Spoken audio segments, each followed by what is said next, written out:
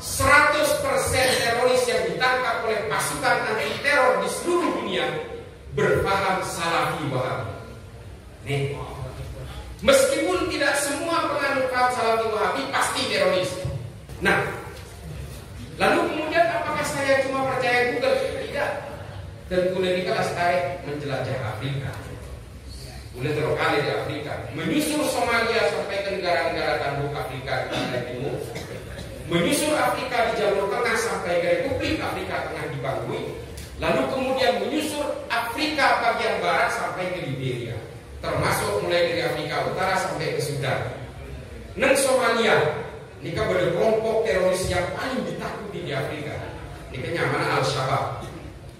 Lalu kemudian di Nigeria ada kelompok teroris paling ditakuti di pantai barat Afrika. Ini kenyamanan Boko Haram. Neng Sudan ada kelompok apa? Kelompok radikal yang bernama kelompok Kasaturabi. Di Republik Afrika Tengah ada kelompok teroris apa? Pada kelompok Seleka. Suriah ada kelompok apa? Pada Jabhatun Nusra dan juga Liwatul Tauhid. Ada Free Syrian Army. Neng Pakistan ada apa? Pada Laskar At-Taiba. Neng Afghanistan ada apa? Pada Taliban. Neng Thailand ada apa? Pada pasukan gerakan gerilyawan Thailand Selatan. Neng Filipina ada apa? Abu Sayyaf. Neng Indonesia ada apa? Pada JI, JAD, JAK, JAT, JAS, MMI, MIT, MIB, NII, Khilafatul Muslimin. Nih, semua organisasi ini apa? Saya pastikan semuanya Salafi Wahabi.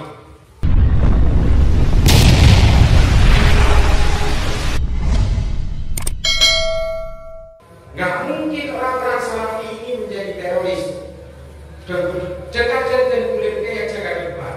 Gak mungkin. Bagaimana mungkin seorang penganut Salafi Wahabi itu malah menjadi teroris? Rokok saja diharamkan. Ini kan alasan. Unjuk rasa saja diharamkan. Bahkan menghina pemimpin juga diharamkan. Tempeng debat masalahnya di pon dari kami toreng kira gula ke penjara lalu mati di terorisme. Makanya Bapak dari paham.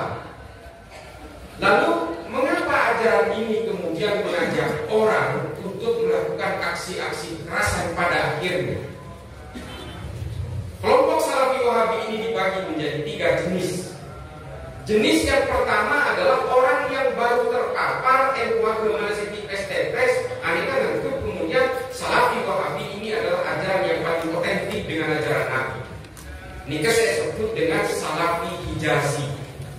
Salafi Hijazi ini kan segi awam nih. Wah, pokoknya Pak NU ini Pak kabeh melotot. Nika yang nyoba ukuran, kalau nasi ngakolen nikah bid'ah, kalau nasi takdilan nikah yang itu orang jahiliyah sebenarnya. Nah, ini adalah orang-orang yang masih pada tataran Salafi Wahabi Hijazi. Lalu kemudian pada level berikutnya setelah keyakinan dan ideologinya sudah tertanam, dia kemudian berkenalan dengan level berikutnya yang bernama Salafi Wahabi Haroki. Ketika dia sudah menginjak level ini, dia kemudian mencari komunitas, dia mencari organisasi, dan dia bergabung dengan kelompok yang jauh lebih besar. Disinilah kemudian pemahaman-pemahaman menghakimi orang lain dan mengkafirkan orang lain mulai terbentuk. Saya sebut dengan konsep-konsep hakimiyah dan takfiriyah. Dan ketika dia sudah mengkafirkan orang lain, ini kan teteh. Ketika dia sudah mulai mengkafirkan orang lain, dia akan menolak apapun yang berbeda dengan dirinya. Ini kan salah satu tipologi radikalisme mulai terbentuk dari situ. Ini kan ya. Lalu kemudian setelah dia mulai menyalah-nyalahkan orang yang berbeda, maka dia kemudian akan menyalahkan orang yang jauh lebih besar, mulai dari keluarga, mulai dari kampung, akhir-akhir yang sekolah TV, dia kemudian akhir-akhir orang sekecamatan, sekabupaten, seprovinsi, hingga akhirnya dia menganggap satu negara ini adalah orang-orang jahiliyah semua. Siapa yang nulis ini? Muhammad Kutub dalam salah satu kitabnya Jahiliyatul Qarnil Isrin. Sejajar teroris punya kitab ini. Setiap teroris yang ditangkap punya kitab ini sebagai alat bukti. Konsep-konsep hakimiyah dan takfiriyah ini juga ditulis oleh salah seorang pemikir ideolog dari kelompok Salafi Wahabi yang kemudian melahirkan ajaran-ajaran berbasis organisasi Ikhwanul Muslimin. Hasan al-Banna dan Sayyid Qutb. Sayyid Qutb ketika dipenjara oleh Presiden Gamal Abdel Nasser di Mesir, dia menulis 2 buku yang kemudian menginspirasi gerakan-gerakan teror di seluruh dunia hari ini. 1. Terjemahan Al-Quran fi Dhilalil Quran. Yang kedua adalah kitab protokoler politiknya Sayyid Qutb yang bernama Ma'alim fil Tariq. Nih, seluruh teroris yang ditangkap punya 2 kitab ini. Orang ada iman, bantah nih kan. Ini persoalan-persoalan alat bukti dan itu ditemukan semua. Tapi dari mana seluruh pemikiran-pemikiran Sayyid Qutb dan Muhammad Qutb ini berasal? Paling awal dicetuskan oleh salah seorang pemikir Islam abad pertengahan yang bernama Ibnu Taimiyah. Ibnu Taimiyah menulis Majmu' al-Fatawa. Lalu di dalam kitab Majmu' al-Fatawa ini dicetuskan sebuah konsep yang bernama al-wala wal bara. Dan ini kan seperti penyakit. Sampai sarang gurunah Ibnu Taimiyah ini ajaran nikah yang ajaran bid'ah. Karena Nabi tidak pernah memberlakukan al-wala wal bara ketika Nabi memimpin Madinah. Nah, persoalannya, kenapa Ibnu Taimiyah menikahi Fahma keluar ajaran nikah? Karena Ibnu Taimiyah hidup pada zaman keterpurukan politik Islam setelah Bani Abbasiyah tahun 1250 tumbang setelah diserbu oleh bangsa Mongol. Nikah itu. Nomor 2, ketika terjadi perang orang Eropa dan orang Arab untuk memperebutkan sebuah kota yang bernama Baitul Maqdis atau yang disebut dengan Yerusalem, yang kemudian kita kenal dengan perang salib. Mana bisa oning sejarah perang salib ini kebenih perang orang Islam dan orang Kristen. Ini keperangan orang Eropa dengan orang Arab. Saya selalu menolak premis yang mengatakan bahwa perang salib itu adalah perangnya orang Islam dan orang Kristen. Bukan, ini perangnya orang Eropa dan orang Arab untuk mempertahankan dan memperebutkan sebuah kota yang bernama Yerusalem. Orang Eropa membawa atribut-atribut salib sampai dia menamakan sebagai pasukan salib. Orang Arab singgah jengah nikah menggunakan atribut-atribut keislaman sehingga dikenalnya sebagai perang agama. Padahal ini adalah perangnya orang Eropa dan orang Arab. Akibat teknik non seorang banyak yang nikah. Saya demonstrasi mukta bendera Palestina. Lah seorang tinggal beneran terangan saus. Non nikah biasanya melok orang FPI, orang HTI ini membawa bendera Palestina. Mengapa? Karena mereka ingin melakukan proses legalisir bahwa perang Palestina dengan orang Israel ini adalah perang agama. Ini kereta. Ini perang agama ini. Mereka memperebutkan sebuah kota yang sudah berlangsung selama ribuan tahun, memperebutkan kota mulai dari zaman Romawi sebelum beragama nih kan. Ini kan perang Arab yang namanya Yerusalem ini. Mulai dari zaman Titus Vespasian. Ini orang Romawi. Sampai ke zaman Hamas sarang PLO di Akra, sampai Benjamin Netanyahu sangat semakin perang tidak pernah berhenti hanya untuk memperebutkan Yerusalem. Kenapa Yerusalem ini istimewa? Karena Yerusalem ini adalah kota satu Tuhan, 2 ibu kota 2 negara, dan kota bagi 3 agama. Waktu ini kan perang tidak main. Nah, pada masa itulah Ibnu Taimiyah hidup. Ketika politik Islam dikatakan terpuruk, sehingga apa? Semua fatwa-fatwa Ibnu Taimiyah ini selalu berisi anjuran-anjuran politik. Nah, persoalan al-wala wal bara itu kenapa? Al-wala wal bara ini adalah konsep yang harus membangun monoloyalitas dan membangun permusuhan sejauh mungkin dengan orang yang dianggap berbeda. Nikah kemudian yang dipakai oleh Muhammad bin Abdul Wahab untuk memerdekakan Saudi dari cengkraman kekuasaan Kekaisaran Utsman.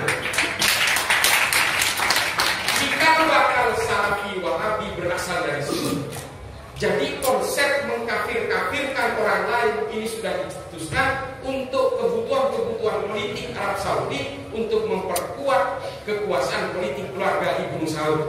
Makin lebih dengan itu. Toreh menapi se abanta aku lah, ini kan istirahat langsung. Toreh bantah, tapi baca buku dulu.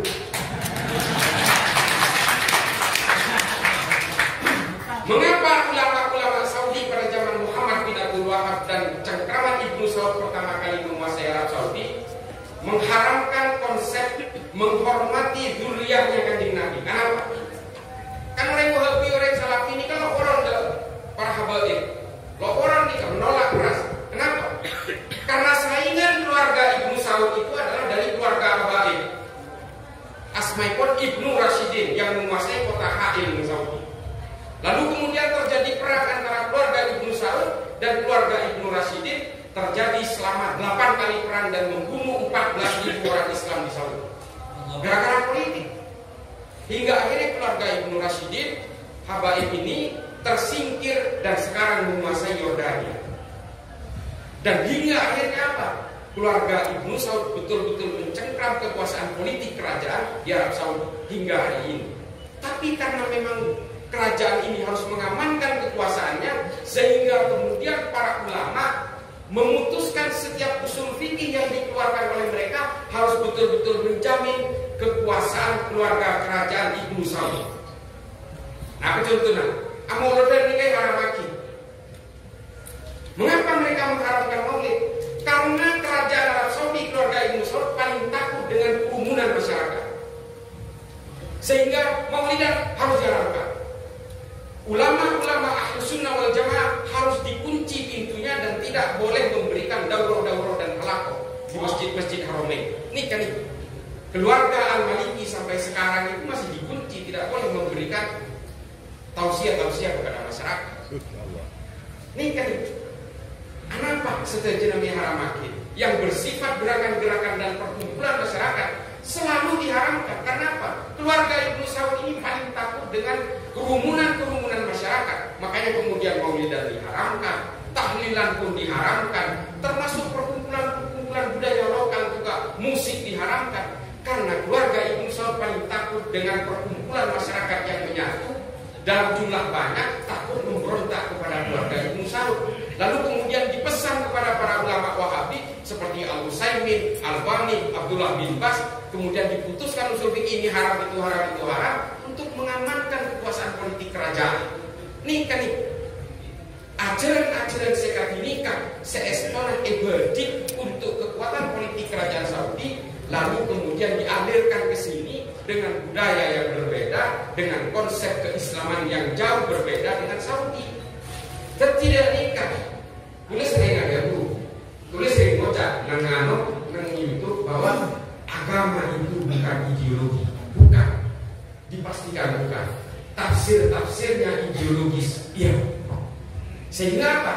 Ketika mufassir, ahli tafsir itu hidup pada zaman perang, produk tafsirnya tentang perang. Ketika mufassir itu hidup pada zaman keterpurukan politik, produknya tentang politik. Salah satu contoh tafsir dan ijtihad dari Ibnu Taimiyah ini adalah tentang politik. Makanya tulis ini kan Majmu' al-Fatawa tentang konsep al-wala wal bara.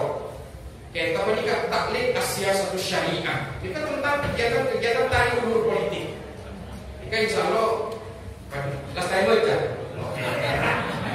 Oke. Jadi kita tidak mau membaca ajaran orang.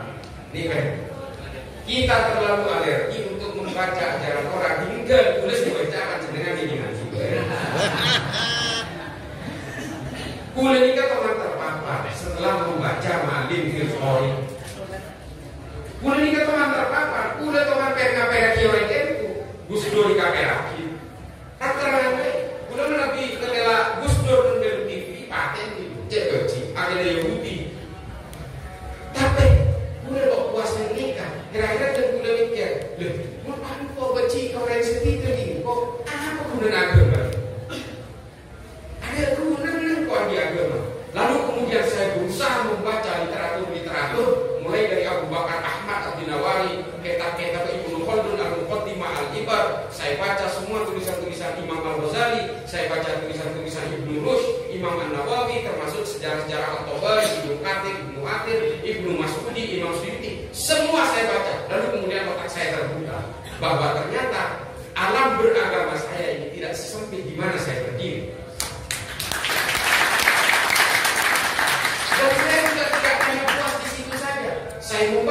buku-bukunya orang-orang yang bahkan tidak percaya kepada Tuhan. Lo percaya juga Iran baca buku-bukunya. Tak kita tuh Abu Akla Al-Mari, kita tuh Ibnu Mukaffah, tak kita tuh Abu Bakar Ar-Razi, dibaca saja bukunya. Tak kita tuh tokoh-tokoh ateis Eropa, Karl Marx, Das Kapital, L'état et la Révolution Lenin, kitab-kitabnya Furtjubah, dibaca bukunya. Teori Darwin dibaca. Ernest Bloch, ini kan pemikir-pemikir yang anti Tuhan, dibaca bukunya. Gendima otak manusia. Karena tentulah percaya pada pemikirannya Ibnu Rushd dalam kitabnya Tahafut at-Takasur, menabi orang ini cuma maca situ buku lalu menganggap buku itu adalah kebenaran mutlak, maka dia akan menjadi boneka-boneka peradaban. Jangan jadi seorang tak kau beringin aja sekolah punten saya bingung sampai betul saya tahu orang perkaya kita dengan literasi.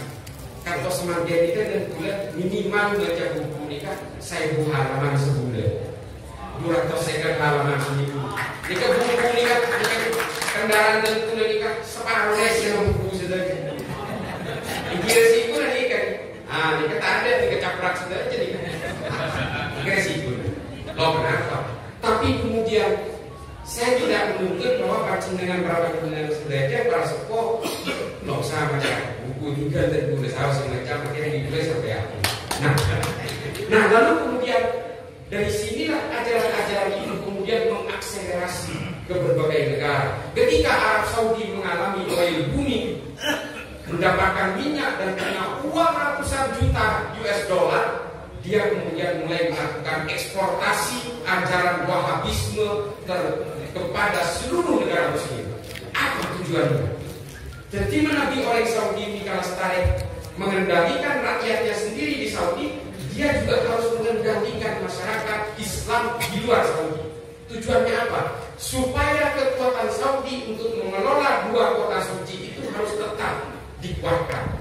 Menabi orang Islam ini satunya nyokon Saudi, hedon oleh mengelola 2 kota suci, Al-Haramain, Makkah dan Madinah, maka kekuasaan politik kerajaan Arab Saudi akan juga runtuh. Lalu kemudian dieksportasi ajaran ini kemana-mana, sampai ke Bosnia Herzegovina, sampai ke Indonesia, sampai ke Pakistan, sampai ke Sudan, Nigeria, Somalia, Republik Afrika Tengah, sampai ke Thailand Selatan, Sri Lanka, Bangladesh, semua diekspor dengan aliran uang. Nah, jadi semakin ini kan, ini kan sekarang tak ada penakar, malah kita ada obengnya. Ini kan kuatnya berden ngobel, jadi melakukan dengan terosoki dan Wahabi.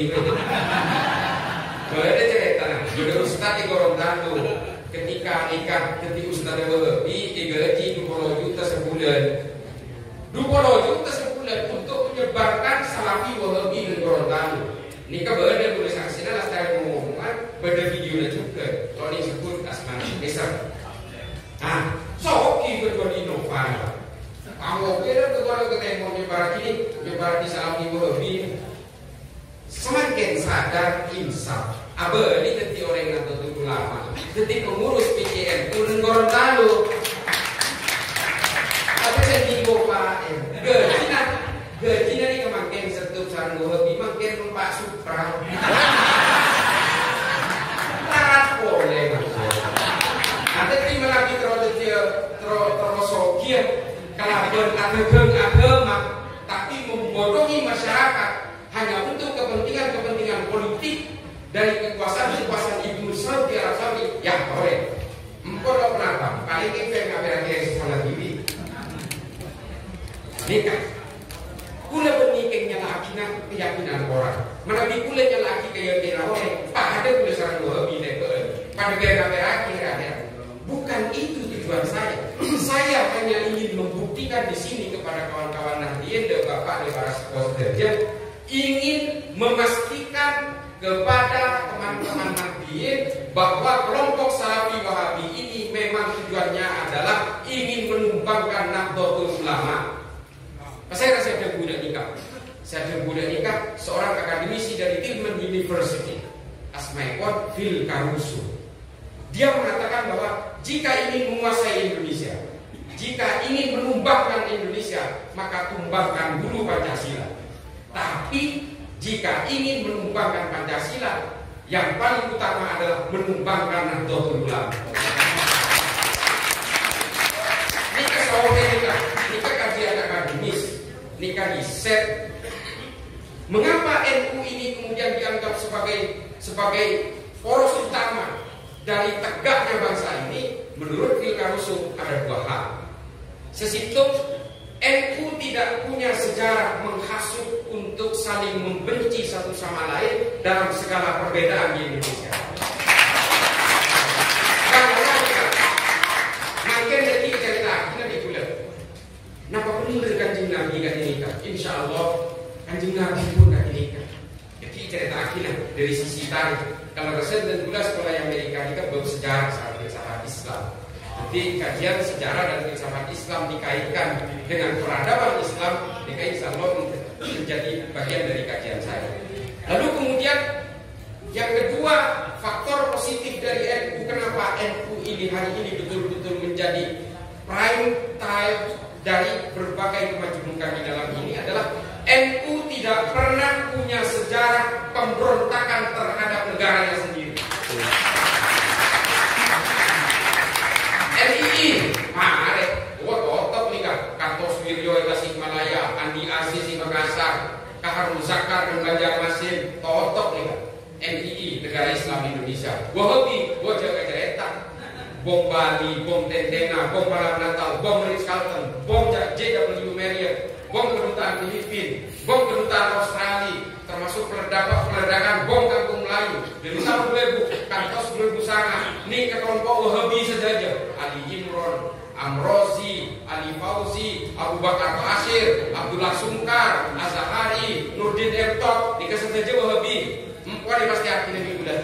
Dan karena kena jadi insya ada di mana tuh pada orang Salafi Wahabi protes ya, kalau mungkin orang Salafi Wahabi ini kena di teroris, makin mereka panggil di teroris kita panggil di penjara nih. Pada Salafi Wahabi karena Timur dan teroris saya tangkap Densus makin di penjara pada karena Timur dan dia.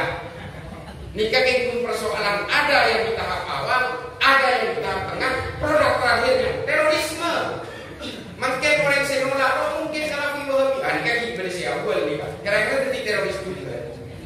Meskipun memang ada salah satu riset dari Mark Pendek. Mark Pendek ini kan diplomatnya pemerintahan Obama di Amerika. Yang melakukan riset di 81 negara Islam. Lalu kemudian ada kesimpulan riset bahwa 100% teroris yang ditangkap oleh pasukan anti teror di seluruh dunia berpaham Salafi Wahabi. Nih, meskipun tidak semua penganut paham Salafi Wahabi pasti teroris. Ini kan riset soal ini bisa googling. Leale saya kedua Google nih kan, dipanggil ketik Farag di pendek PANDITH.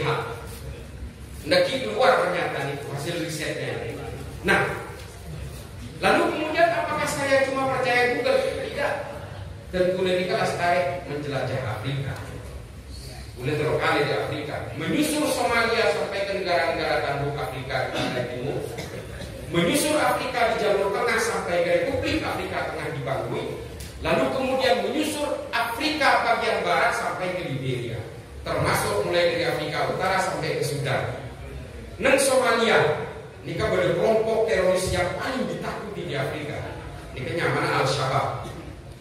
Lalu kemudian di Nigeria ada kelompok teroris paling ditakuti di pantai barat Afrika, ini kenyamanan Boko Haram. Neng Sudan ada kelompok apa? Kelompok radikal yang bernama kelompok Kasar Turabi. Di Republik Afrika Tengah ada kelompok teroris apa? Ada kelompok Seleka.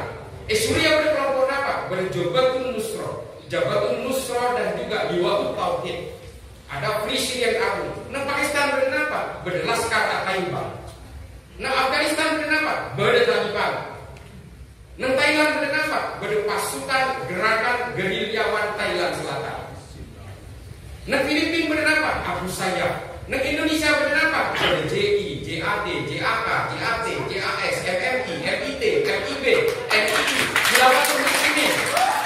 Nih, semua organisasi ini apa? Saya pastikan semua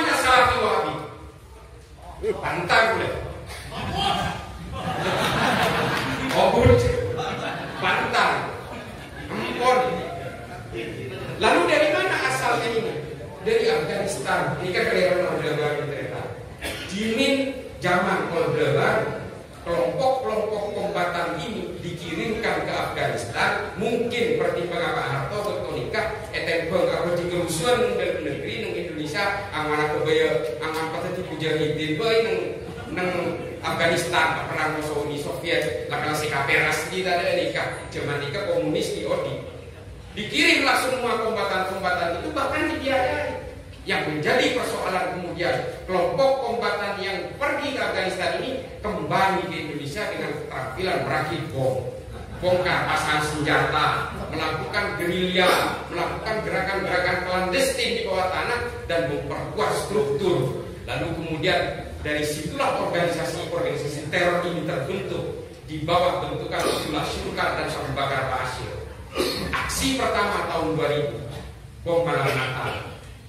Dan salah satu orang yang memang terdidik di bawah organisasi untuk membawakan agama Islam ini sebagai agama rahmatan lil alamin, dia ikut mengawal gereja. Salah satu korban yang menyelamatkan orang-orang tidak berdosa ini adalah salah seorang anggota Banser, Asmaipun Rianto.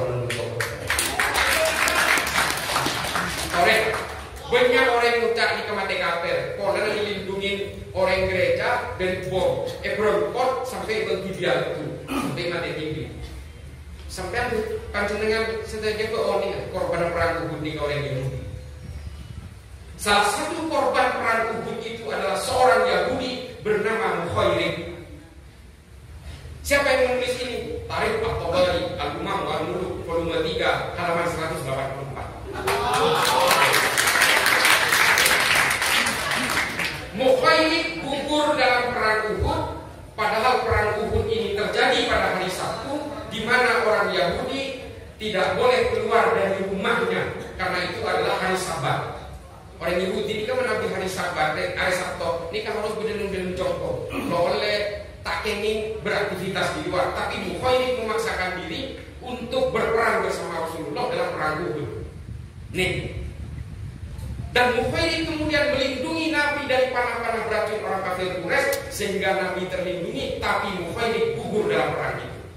Rasulullah kemudian begitu terhentak dengan kejadian ini sampai sahabat kemudian bertanya kepada Rasulullah, "Ya Rasulullah, ini mau dimakamkan seperti apa? Bingung ini. Dia ini syuhada, tapi dia bukan orang Islam. Akan kita makamkan seperti apa orang ini?" Kita sahabat bingung ini. Sementara dia ini seorang syuhada. Nah, pada budaya Nabi, makamkan dia sesuai dengan keyakinan keluarganya. Biarlah keluarganya memakamkan sesuai tradisi keluarganya.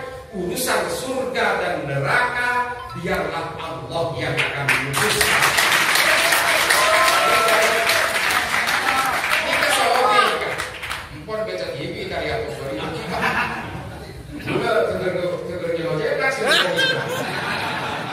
tari apa bari ini kan 11 Oktober, jimin tari apa bari ini kan kitab nikah paling larang, cuman jimin nikah kitab nikah artinya yokor dari berdek. Nah, kitab tari apa bari itu adalah kitab sejarah paling berat pada masa, paling mahal pada masanya. Mana dia kan itu cuman jimin nikah lebih dari sejuta, saking kabar. Mungkin silakan baca. Darul Fikir juga, Darul Fikir di Bandung, Lubnan, nulis apa? Kenapa kisah nyetak ulang? Jika menambil lewat kena sekitar 16 juta. Kalau misalkan, itu bagaimana? Kayu jauh. Nah, lalu kemudian timbul hadis sahih yang ditulis oleh Bukhari Muslim. Dalam hal ini, Nabi kemudian mengatakan bahwa Mukhairib adalah sebaik-baiknya orang Yahudi. Ini diterjemahkan oleh beberapa mufassir bahwa orang Yahudi pun bisa jadi masuk surga sesuai dengan akhlak dan amal perbuatannya. Tapi Pak Kun senang toa kini ke pengira Allah Ta'ala. Jadi mana pun mungkin pada orang NU muncak beraki orang NU pada masuk neraka. Nah kalau pengira sedang dan urusan ini kesawas Kanjeng Nabi lo benar memutuskan. Biarlah Allah yang memutuskan. Ini kan kebenaran Nabi. Berpengukhairik. Rianto nikah orang Islam menyelamatkan orang-orang yang tidak berdosa. Pada waktu itu ada anak kecil dan sebagainya. Lalu kemudian gereja ini oleh Rianto dan bomnya kemudian dibawa serta dibawa kabur keluar, dia meledak. Jika bangsa NU banyak sih ada makai. Wah, pahlawan dari Kristen masuk neraka. Lo bisa mana dia kacau kasus semua baik. Lo bisa untuk akhir. Tak oleh. Sementara orang-orang yang di gereja, kalau kemudian mereka mati terbunuh semua, bagi dia beberapa. Kan kita juga nggak tahu orang-orang Kristen itu suatu saat dapat hidayah dan akan masuk Islam. Artinya, ini kepada seorang cerita lagi sebenarnya Sayyidina Umar. Bagi sahabat, ngocap nih, Umar, itu ada komplek pelacuran itu di Baghdad itu. Saya bakar semua isi-isinya. Dan guna Sayyidina Umar, loh, kalau kamu membunuh komplek pelacuran itu beserta isinya, kamu telah menutup pintu-pintu pertobatan mereka.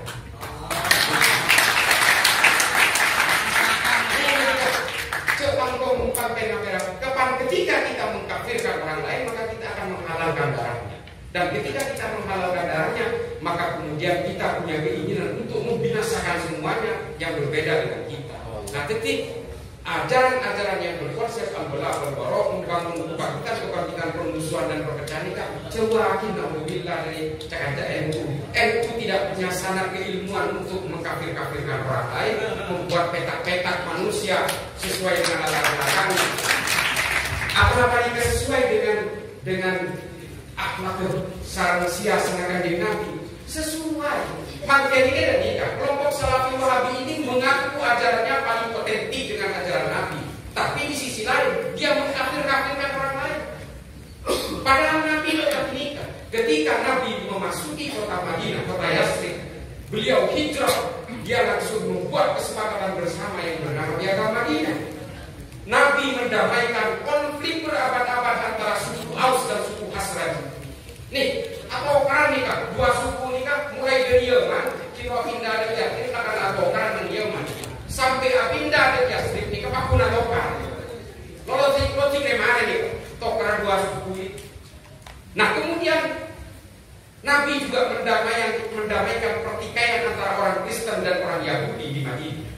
Karena mereka berebut menjadi tukang pungut pajak dari kerajaan Persia, ya. Sang Nabi kemudian didamaikan mereka ini. Lalu Nabi membuat Piagam Madinah. Tujuan Nabi apa?